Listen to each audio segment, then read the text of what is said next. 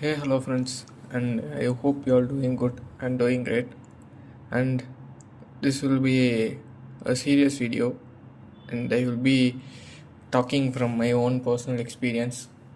And what I will be talking is how parenting or being a parent is not just a mere role, it is a whole lot than the responsibility and being a role.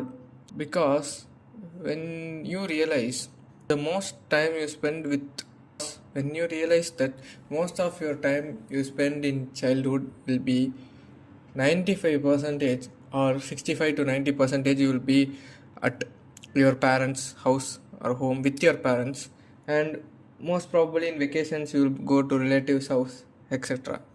And the circle you will grow up is will be with your parents, both father and mother. And I will be talking about only these two characters in everyone's life, a father and a mother. Those two characters are very, very, very important because they are the foundation for you. For everything that happens in your life, they will stand back at you. The person who made you to come in this earth, and they have taken a responsibility for raising you. With their support only you can only come up in your life, and they will construct a strong foundation. And it is their responsibility to make sure you have a strong foundation, taken a good care of you, and teaching everything. Only school teaches a minimum level of things, like only a basic amount of knowledge they will give. But experience and manners, everything, most of the things that essential for life will come from these two figures, father and a mother. If you have experienced a bad parenting or a bad parents in both the side, I'm not gonna blame only mother or only father. Both of them. In this generation, most of the person or a child is abandoned by their father and mother. Not only physically abandoning, like uh, giving up on them, but also they are mainly, the untalked thing is, they are emotionally unavailable for their children. You may ask why it is important. It is very, very important because most of the parents are not putting effort to know their child because of their work pressures or whatsoever. They have every reasons, and by not noticing their child, they only have checkup like, hi, how are you, what are you doing, what you ate, like that. Only basic amount of questions most of the parents are asking, just to ask for namesake.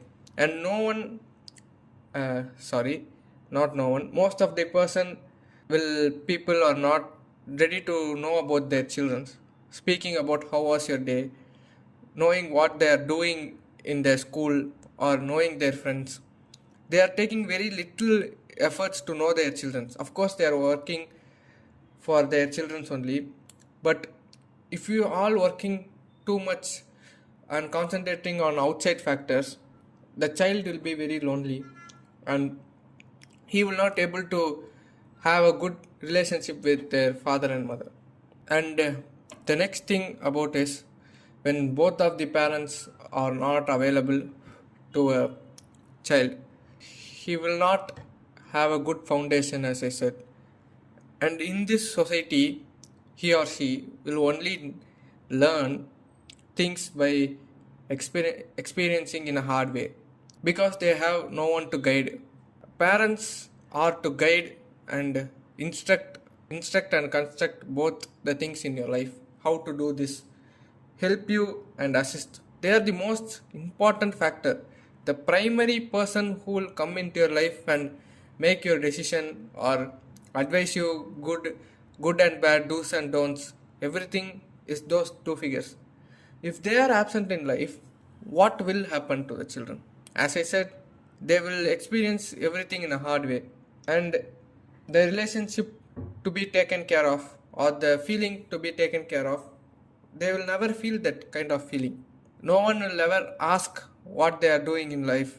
They will be just hopeless.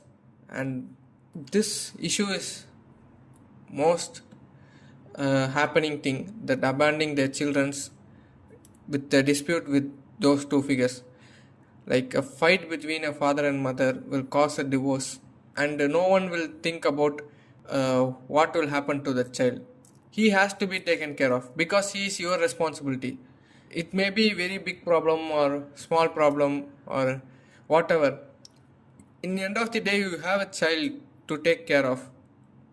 Even if you have so much anger on your your father has so much anger on your mother, you have no problem or no fight with your children. You can just talk to them, because when the children are there while you are fighting, from their perspective they couldn't think properly from that moment when they hear the fight. That's why it is completely advisable to not have your children near while you are fighting father and mother.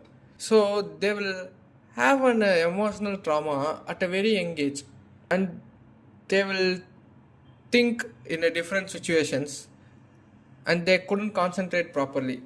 Because of that scar, their whole perspective towards something will change very much. And if you are fighting and if your child listens to that, in the next moment you should try to console your child. The primary person you should meet and talk to is your children who listened to that fight, and you should able to convince them, because it is your responsibility. Most of the parents just fight and they will just fall apart, and no one will care about what the children will do. If it is very very young age, they would probably never know. At the age of when they finally understand, the one of a parent or both of them will be gone. But when you are in a age where you can understand everything, and there is a fight between both of your parents, that is the most toughest situation, because in that fight you are not involved. There is no participation of you, there is no fight because of you, but the guilt of not doing anything to stop the fight, or you will not able to hold those two people together in your life. That pain is very very hard. The pain of not able to do anything to stop the thing from happening. You can speak or you can convince both of the your mother and father, but if it is too late, they have made their decision and they will go apart. At this moment, everyone will say it is not your fault and it should not affect you or your surrounding. But little they know, it already completely affected and devastated the mind of a young child who understand everything but couldn't do anything to stop from this happening. All he can do is think and overthink again and again, and it will only cause bad things: stress, depression, anxiety, no sleep, like that. So if you are going through some of the things I mentioned, I don't have a particular solution how to react or how to be in that particular situation. But all I can say is you can just wait for the good times. And when I say that to myself, there will be good times ahead. Only bad things happening in my life. I don't know why. If I tell something good will happen, or as I imagine the worst case scenario, the exact thing happens. So I'm not shocked, but I'm in very much afraid that what all the things could happen, what all the things still go down or get worse from this. Like, where is the bottom of this thing, where it is going? I don't know. I don't have a solution, or I don't have an answer, or I don't have a clue what will happen next in my life. It is full of uncertainty. So I will end this video from here, and thank you so much for watching my video patiently. If you are going through the same situation like me, just comment it down. The comment box is free to use, so we can just share our thoughts, and no one is alone in this large world. You can always connect to people with the various platforms like this video or anything. Again, thank you so much for watching, I will meet you in another great video. Good night. Bye bye.